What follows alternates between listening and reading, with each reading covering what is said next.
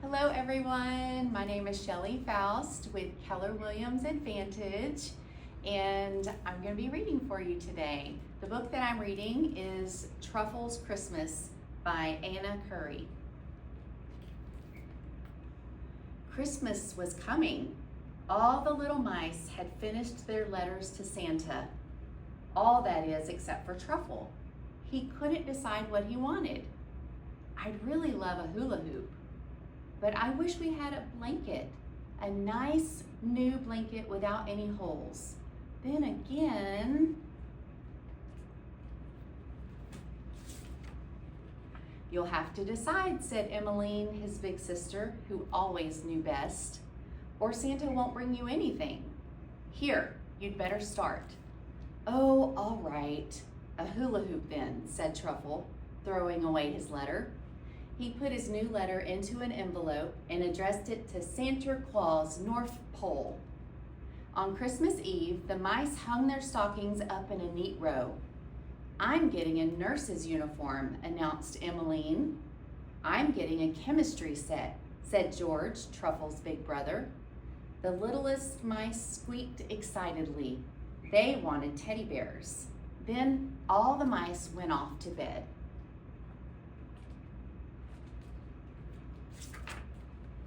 Mother Mouse put their blanket over them and tucked them in. It wasn't a very big blanket and didn't quite cover them all. Emmeline got most of the blanket because she was the oldest, then George, then Truffle. But the littlest mice got none. They lay there shivering in the cold. So Truffle gave them his part of the blanket, but now he was cold. Darn, said Truffle as he stared out into the darkness. I wish I'd asked for a blanket and not a hula hoop. Suddenly he sat up. I know. I'll wait for Santa to tell him I've changed my mind. He crept out of bed and tiptoed to the mouse hole door. There he waited and waited, but Santa didn't come. I can't see here, grumbled Truffle. I'll go outside where I can see farther. I'd better take something to eat just in case I get hungry.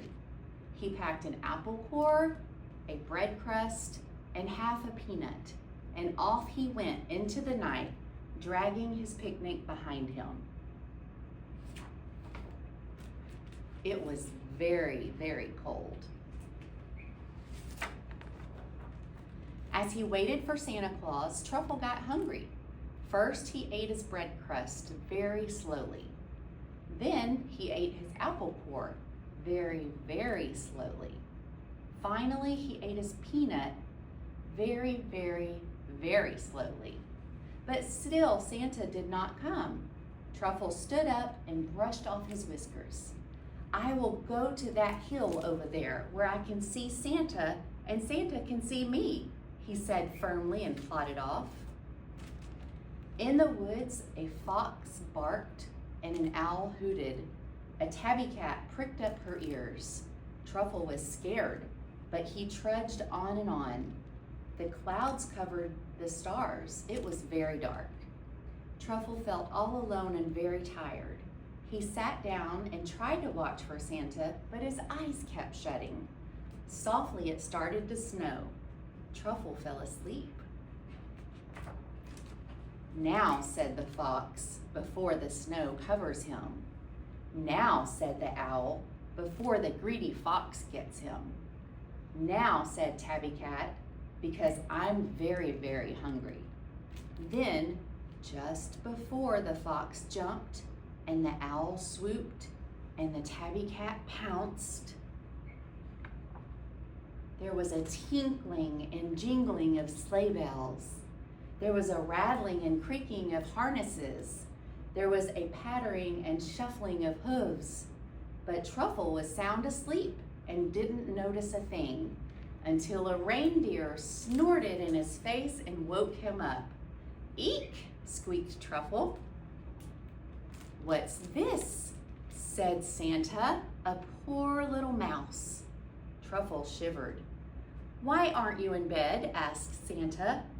I came out here to find you, mumbled Truffle, still half asleep and rather muddled.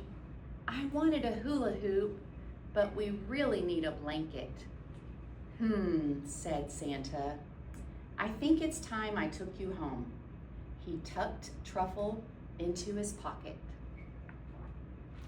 And away they went, over the fox, over the owl and the tabby cat, over the forest and hills, over the fields and bushes. Finally, they reached Truffle's home. Truffle was asleep again, so sound asleep that he didn't even stir when Santa fished him out of his pocket and returned him to his mouse hole. Santa spotted a crumpled piece of paper on the ground. He unfolded it carefully. Dear Santa, it said in tiny mouse letters. I would like a hula hoop, blanket, hula hoop, blanket. Aha, said Santa. I see. Emmeline was the first to wake up on Christmas morning. She squealed loudly and woke up George, Truffle, and the little mice.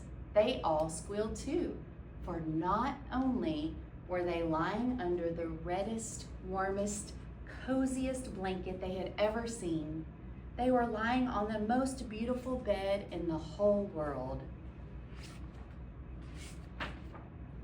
And Emmeline had her nurse's uniform. George had his chemistry set. The littlest mice had their tiny teddies, and Truffle had his hula hoop. He smiled happily, and on his whiskers still clung a little bit of red fluff from the bottom of Santa's pocket. The end.